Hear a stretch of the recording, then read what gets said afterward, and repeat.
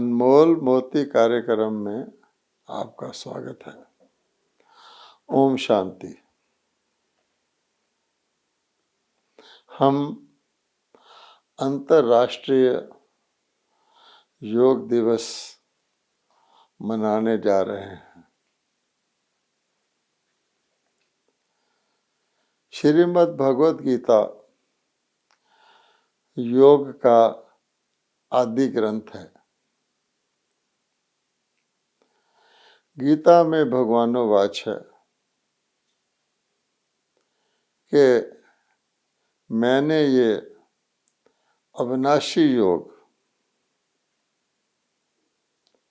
सूर्य को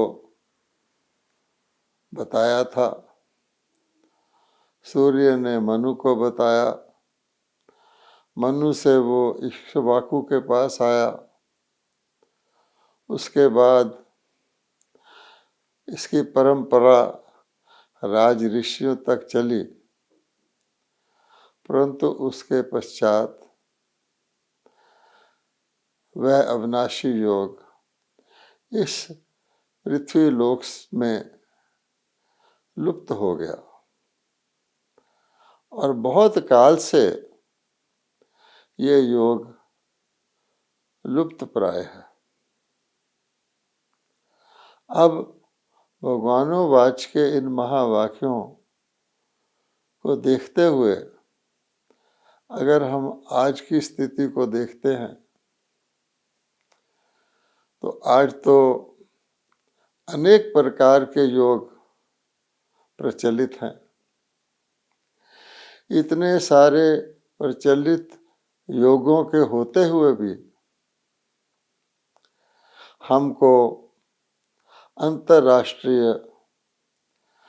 योग दिवस मनाने की आवश्यकता पड़ रही है, ताकि सारे विश्व के लोगों का ध्यान भारत के उस प्राचीन अद्भुत योग की तरफ जाए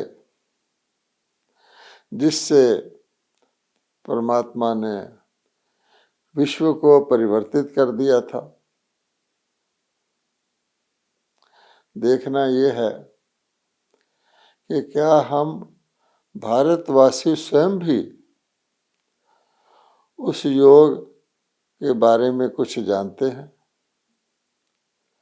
क्योंकि भगवानोवाच तो ये है कि बहुत काल से वह योग इस पृथ्वी से प्राय लुप्त हो चुका है।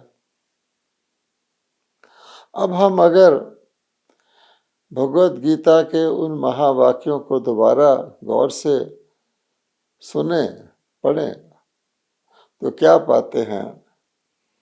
तो भगवान ने ये कहा है कि मैंने अविनाशी योग सिखाया था। अब ये अविनाशी शब्द बहुत महत्वपूर्ण है।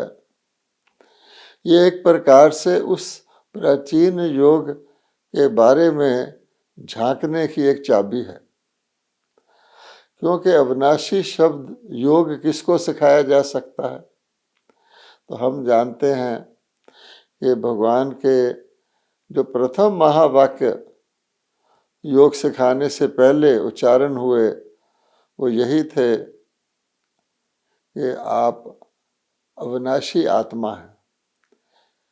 आप सब देहधारी जीव आत्माएं वास्तव में अविनाशी आत्माएं हैं और आत्मा ही कर्म करती है, सोचती है, बोलती है, व्यवहार में आती है। सब कुछ आत्मा ही शरीर के माध्यम से करती है और आत्मा ही अपने अपने कर्मों का फल भोगती है। जो करता है वही पाता है। आत्मा जितना करता है उतना ही पाता है और जैसा करता है वैसा ही पाता है। अब गौर से सोचें कि भोगी कौन बनता है और रोगी कौन बनता है। आज हम जानते हैं आज के समाज भोगियों का समाज है, रोगियों का समाज है। तो भोगी और रोगी भी आत्मा ही बनती हैं, और अगर योगी बनती हैं तो भी आत्मा ही बनती हैं।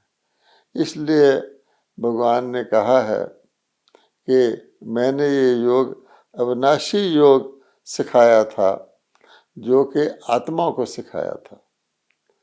आप देखिए, अविनाशी का अर्थ होता है जो इस एक जन्म के बाद भी हो, यानी शरीर के साथ जिसका विनाश ना हो।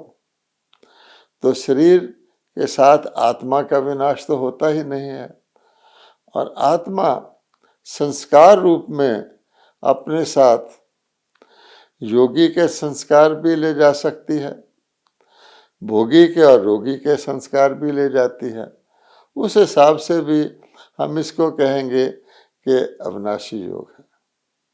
अब ग्राउंड रियलिटी देखनी है कि आज के समाज की परिस्थिति क्या है। विचार करें कि क्या आज का समाज ये योगियों का समाज है या भोगियों और रोगियों का समाज है। क्या आज के जीवात्माओं में, आज के युग के जीवात्माओं में, चाहे वो अनेक प्रकार की अपनी क्रियाएं जिनको वो योग कहते हैं कर रहे हों, क्या उनके अंदर से काम, क्रोध, लोभ, मोह, अहंकार जो विकार हैं, जो योग द्वारा भस्म होते हैं, क्या वो विकार मुक्त हो गए हैं? अगर हम काम विकार को ही लें, क्योंकि भगवत गीता में भगवान ने सबसे पहला आत्मा का महाशत्रु काम विकार को कहा है, और भगवानोवाच है, इस महाशत्रु को सबसे पहले इस पर विजय प्राप्त करो। और काम विकार के बारे में परमात्मा ने जो भगवत गीता में लिखा हुआ है कि ये भी बताया है कि काम विकार कब से शुरू हुआ। आज के मानव तो ये भी नहीं समझते कि काम विकार कभी नहीं था, क्योंकि अगर भगवान स्वयं कह रहे हैं कि आत्मा का सबसे बड़ा शत्रु काम विकार है, उसके बाद उसके भाई क्रोध, लोभ, मोह और अहंकार हैं। लेकिन काम को महाशत्रु क्यों कहा है भगवान ने? क्योंकि काम विकार वाला ही पतित कहलाता है, और पतित ही पुजारी बनता है। और काम विकार से मुक्त जो योगी होते हैं वो पावन कहलाते हैं, वो देवता कहलाते हैं, वो पूज्य कहलाते हैं। तो आज के समाज वाले सभी स्वयं ही स्वीकार करते हैं कि हम पतित हैं। आप जानते हैं, वो पतित पावन कह के परमात्मा को याद करते हैं, पतित पावन कह के सीताराम को याद करते हैं, पतित पावनी गंगा, यमुना इत्यादि नदियों को समझकर वहाँ स्नान करने जाते हैं और प्रार्थनाएं करते हैं, आरतियां करते हैं कि हे भगवान, हमें पावन बनाओ, हमारे विषय विकार मिटाओ, हम मूर्ख हैं, कामी हैं, खल हैं। तो काम विकार का मेंशन तो वो स्वयं करते हैं, लेकिन वो ये नहीं समझते कि जब भगवान कह रहे हैं काम महाशत्रु है, तो काम कोई आदिकाल से नहीं चला आता है, काम विकार भी बीच में शुरू होता है। तो भगवत गीता में स्पष्ट कहा गया है, काम विकार के ऊपर जब परमात्मा ने सारा विवरण दिया है डिटेल में, तो कहा है कि इसकी उत्पत्ति रजोगुण से होती है। साफ साफ लिखा हुआ है। तो रजोगुण तो द्वापर युग में था, क्योंकि सतयुग और त्रेता में तो सतोगुण और सतो प्रधान गुण था, देवता रहते थे, इसलिए देवता निर्विकारी थे। तो भगवान इसलिए कहते हैं कि जिस काम विकार के कारण मनुष्य पतित बनते हैं, और काम विकार जो आज के समाज में आप देखेंगे एक बहुत बड़ी समस्या बना हुआ है, जिसके कारण से आज भारत की कोई भी नारी, कोई भी कन्या अकेली घर से निकलने से डरती है। और इस काम विकार के कारण कितनी दुर्घटनाएं, कितने अत्याचार, दुराचार हो रहे हैं कि चलने वाले ट्रक्स के पीछे भी लिखा होता है, बुरी नज़र वाले तेरा मुंह काला। आप सोच सकते हैं उस काम विकार को भगवान ने भस्म किया था। और अच्छी तरह से ये कथा लोगों में प्रचलित है कि काम देव को शिव जी ने तीसरी आंख खोलकर भस्म किया था। और हम सब मानते हैं कि निराकार शिव ही परमात्मा है, परम आत्मा है, हम आत्माओं के परम पिता हैं। और इसीलिए हम अन्य जितने भी हमारे श्रेष्ठ हैं उनको देवी देवताओं को भी देवाय नमः कहते हैं, अन्य को महान आत्माएं कहते हैं। लेकिन केवल शिव की प्रतिमा को, ज्योति स्वरूप शिव की प्रतिमा को, जिसके ज्योतिर्लिंग मठ भारत में है, शिव के मंदिर हैं, वहाँ हम शिव परमात्मा ने नमः कहते हैं।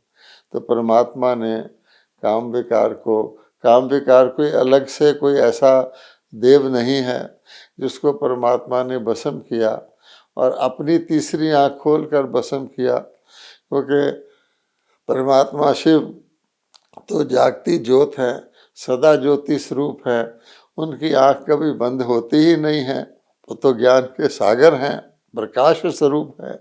इसलिए हम आत्माओं की, हम जीव आत्माओं की तीसरी आंख अर्थात आत्म स्मृति की आंख जो मस्तिष्क के मध्य में होती है, उसको परमात्मा ने खोला, अर्थात हमें अज्ञान निंद्रा से जगाया, देह अभिमान से जगाया, ताकि हम उस काम विकार पर विजय प्राप्त करें।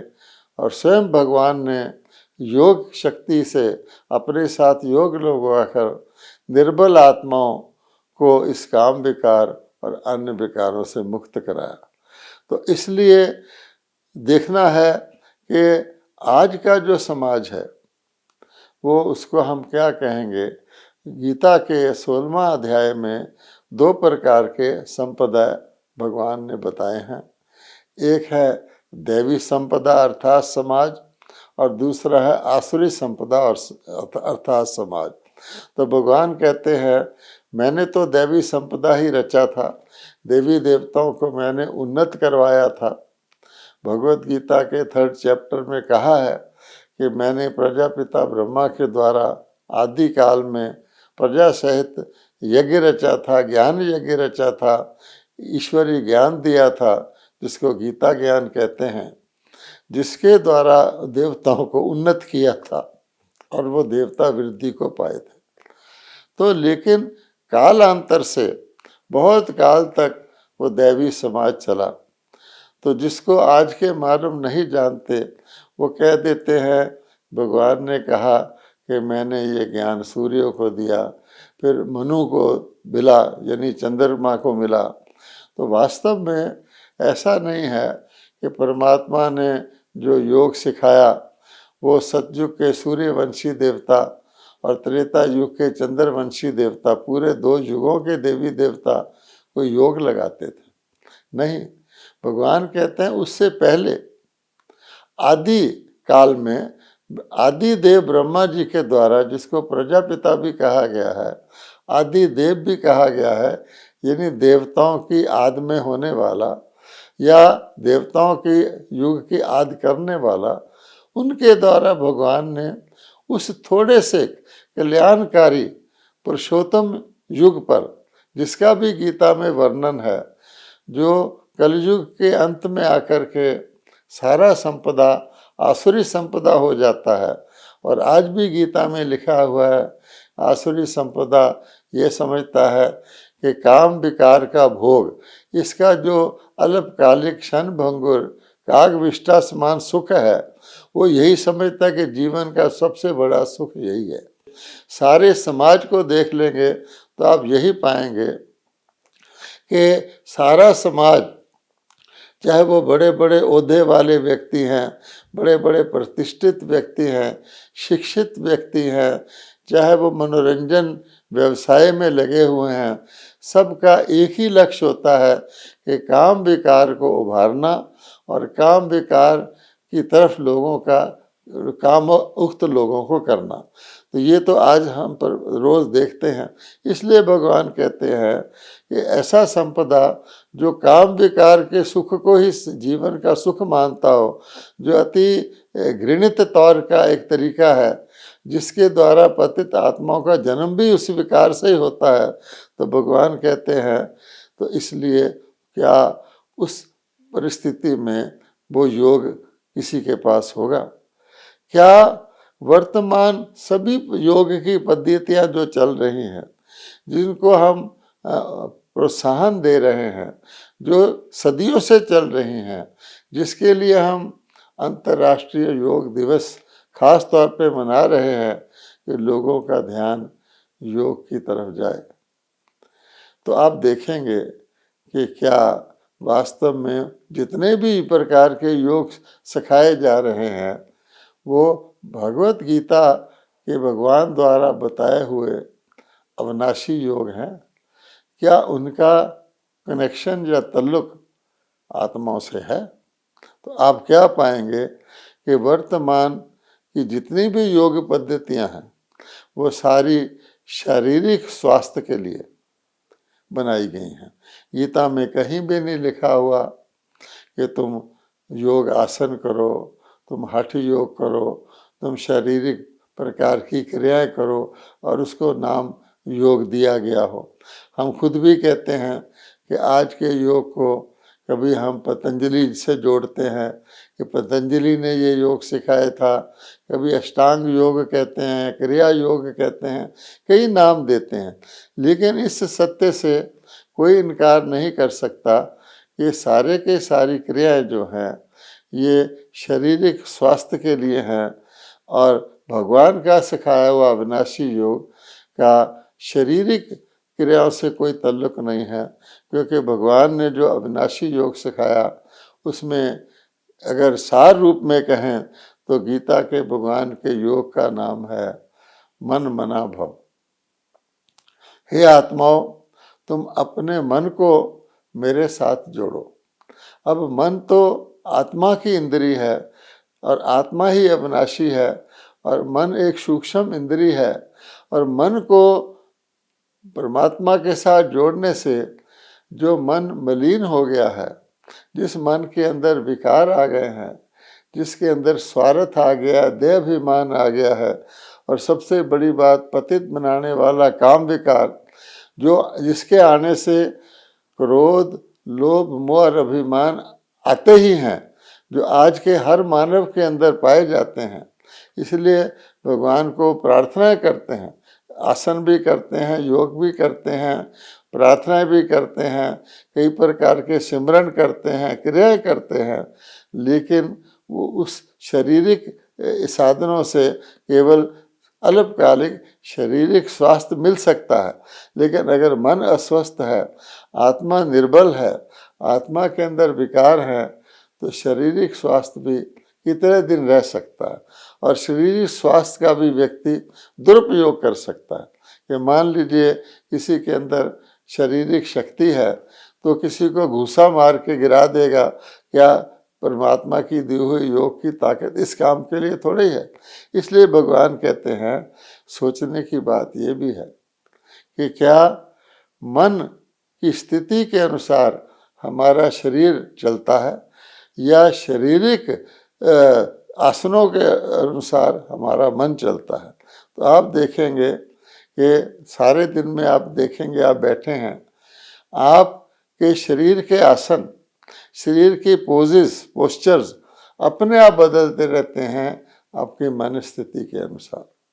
मान लीजिए कि आप कोई 2-3 घंटे का कार्यक्रम देख रहे हैं या किसी काम में आप 2-3 घंटे के लिए बिजी हैं, आप ऑफिस में गए हैं या अपनी दुकान पर बैठे हैं या कोई प्रोग्राम देख रहे हैं, तो आपका मन उसमें लगा हुआ है।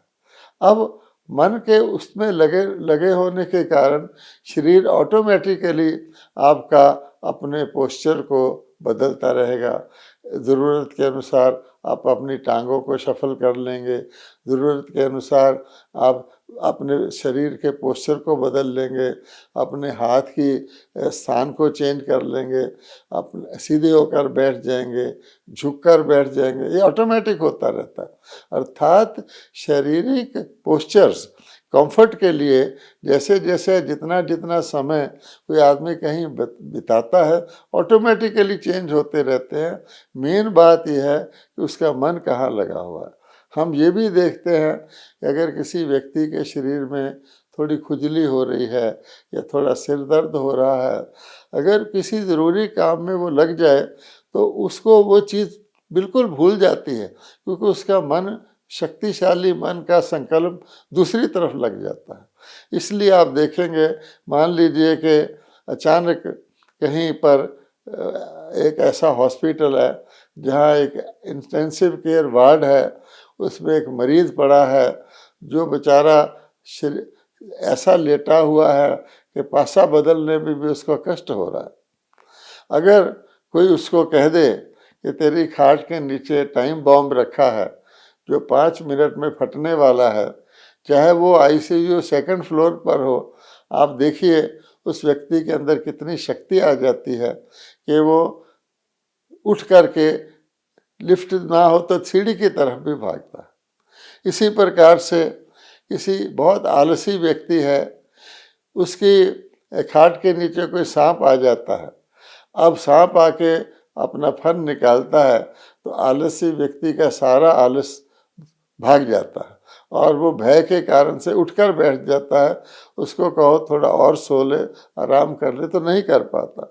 इसलिए देखा जाए तो देखना यह है कि मन से शरीर नियंत्रित होता है या शरीर से मन नियंत्रित होता है। इसलिए एक बात तो ये है। दूसरे, जब हम योग का नाम लेते हैं तो योग जो भारत का प्राचीन जो गीता के भगवान ने सिखाया था वो सबके लिए था। इसलिए परमात्मा कहते हैं मैं जो योग सिखाता हूँ उसको हम सहज योग कह सकते हैं, राज योग कह सकते हैं। अर्थात वो हमें अपनी कर्म इंद्रियों पर, अपनी ज्ञान इंद्रियों पर, हर चीज़ पर अपना अधिकार रूप से उनको चलाने की शक्ति देता, इसलिए उसको राजयोग कहा गया। तो भगवान कहते हैं सोचो कि जो मैं योग सिखा रहा हूँ मनमना भाव, और जो ये शारीरिक आसन अनेक प्रकार के सिखा रहे हैं, पहली बात तो ये देखना है कि ये क्या असली वो परमात्मा का सिखाया हुआ आदि योग है जो प्राय लुप्त हो गया, या यही योग है, क्योंकि आज का समाज तो इन्हीं को योग समझता है। हमारे योग मंत्रालय ने भी एक कॉमन मिनिमम प्रोटोकॉल बनाया हुआ है जिसके अंदर कोई भी उसके अंदर अंतर्राष्ट्रीय योग दिवस पर योग करता है तो उनको शारीरिक क्रियाएं करवाना अनिवार्य है। तो अब आप सोचिए कि क्या शारीरिक आसन हर कोई कर सकता है? आप उस दिवस पर बहुत सारे सीन टेलीविज़न पर दिखाए जाते हैं कि मिलिट्री वाले आसन कर रहे हैं, युवा लोग आसन कर रहे हैं, लेकिन प्रश्न जो हेल्दी व्यक्ति को हेल्दी बनाना कोई बड़ी बात नहीं है शारीरिक तौर पर। क्या शारीरिक आसन हर कोई कर सकता है? क्या वृद्ध लोग शारीरिक आसन कर सकते हैं? क्या बीमार शारीरिक आसन कर सकते हैं? क्या कमज़ोर लोग शारीरिक आसन कर सकते हैं? बच्चे, महिलाएं शारीरिक आसन कर सकते हैं? नहीं कर सकते। इसका मतलब हुआ वो तो योग से वंचित हो गए। गीता के भगवान ने तो वो योग सिखाया था जो हर कोई कर सके और हर वक्त कर सके, क्योंकि योगी एक जीवन है। योग कोई पार्ट टाइम चीज़ तो नहीं है कि आपने 2 घंटे योग कर लिया। शारीरिक आसन तो कोई व्यक्ति कितना समय कर सकता है सारे दिन में? 2 बार कर ले, 3 बार कर ले तो भी थोड़े लिमिटेड टाइम के लिए कर सकता है, और सब लोग नहीं कर सकते तो बाकी टाइम क्या वो योगी नहीं होगा? इसलिए परमात्मा जो मानसिक योग सिखाते हैं, मनमना भव सिखाते हैं, आत्मा को परमात्मा से मिलने का स्नेह युक्त तरीका बताते हैं, वो तो हर कोई कर सकता है। योग कोई पार्ट टाइम चीज़ तो नहीं है, और उसका जो रिजल्ट है वो हर व्यक्ति को प्राप्त होता है। योगी देश बन जाता है योगियों का। इसका अर्थ ये नहीं है कि बाबा लोग घूम रहे हैं वो योगी हैं, नहीं। चाहे वो परिवार में रहने वाले हैं, चाहे व्यापारी हैं, चाहे वो ट्रैवल कर रहे हैं, हर व्यक्ति एक योगी जीवन महसूस करता है, आत्मा की श्रेष्ठता को धारण करता है, विकारों से मुक्त होता है, दैवी गुणों की धारणा करता है। इसलिए भगवान कहते हैं कि मैं, गीता में कहा है भगवान ने कि हे अर्जुन, जो योग मेरा बहुत काल से प्राय लुप्त है, उसी को मैं स्वयं आकर पुनः सिखाता हूँ। इससे क्या पता लगता है कि वो योग स्वयं परमात्मा ही सिखाते हैं, और परमात्मा वर्तमान समय वो योग सिखा रहे हैं, किंतु हम ब्रह्मा कुमार कुमारियों के लाखों परिवार उसको सीख रहे हैं, अन्य आत्मा को भी सिखा रहे हैं, अपने जीवन से काम विकार से मुक्ति और पावन जीवन, दैवी गुणों वाला जीवन व्यतीत कर रहे हैं। लेकिन अब शास्त्रों में लाखों वर्ष का सृष्टि चक्र बता दिया है, और कलयुग के लिए भी अभी बता दिया है कि कलयुग तो भी 40,000 वर्ष और चलना है। कलयुग के एंड में जाकर भगवान आएंगे। इस के कारण मनुष्य शास्त्रों का आधार लेकर परिस्थितियों को अलग देख रहे हैं कि सृष्टि के सफाई की तैयारी है, विनाश की तैयारी है, परमाणु शस्त्र बन गए हैं, प्राकृतिक आपदाएं बढ़ गई हैं, ये विश्व बहुत जल्दी पुराना विनष्ट होकर परिवर्तित होने वाला है। लेकिन शास्त्रों की मत के अनुसार वो समझते हैं कि अभी नहीं, अभी तो कलयुग 40,000 वर्ष और चलना है। सार ये है कि जो भगवान का सिखाया हुआ योग है मनमना भव, वो पतितों को पावन बनाने वाला योग है। हम भगवान को पतित से पावन बनने के लिए ही याद करते हैं। कोई भी प्रकार के शारीरिक हठ योग आदि पतितों को पावन नहीं कर सकते। तो हमारा सबके लिए यही संदेश है कि जो वर्तमान समय परमात्मा स्वयं आकर अपने उसी आदि योग को, अविनाशी योग को पुनः सिखा रहे हैं, उसको सीखने का अभी स्वर्णिम अवसर है। अगर अब आप सीख लेंगे तो ठीक है, वरना फिर सृष्टि का विनाश होगा और आप इस योग से वंचित रह जाएंगे। और आने वाले 2 युगों में, जिसको हम सतयुग और त्रेता कहते हैं, जिसमें वही आत्माएं जो दैवी गुण धारण करने वाली हैं, वही आकर के नया सृष्टि चक्र शुरू करेंगी, उससे हम वंचित हो सकते हैं। इसलिए इस खुशखबरी को लें कि वर्तमान समय हम उसी परमात्मा द्वारा सिखाए हुए अविनाशी सहज रोज राजयोग को ब्रह्मा कुमारी जैसे सीख रही हैं, किसी भी सेवा केंद्र पर जाकर उसको सीखें। ओम शांति।